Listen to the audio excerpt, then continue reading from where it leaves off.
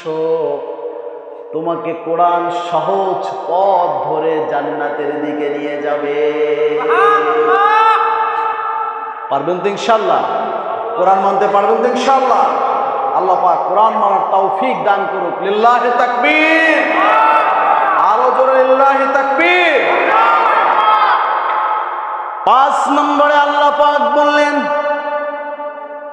আর-রাকিউন আস-সাজিদুন। ও বান্দা, মুমিন হয়ে যদি তোমাকে কবরে আসতে হয়, ইমানদার হয়ে যদি তোমাকে কবরে আসতে হয়, আল্লাহ রাব্বুল আলামিন 5 এবং 6 নম্বর গুনাহগুণ বললেন।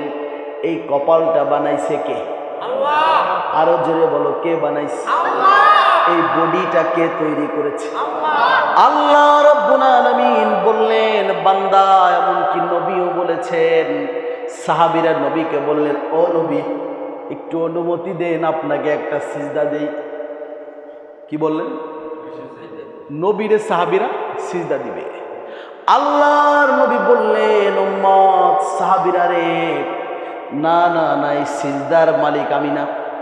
কপালটা যিনি বানিয়েছেন, তোমাকে যিনি সৃষ্টি করেছেন, তোমার সব কিছু যিনি আরশের উপর বসে বসে ইন্তজাম করেন, তোমার সব কিছু যিনি দেখাশোনা করেন, ওই মালিকের জন্য সিজদা করতে হবে।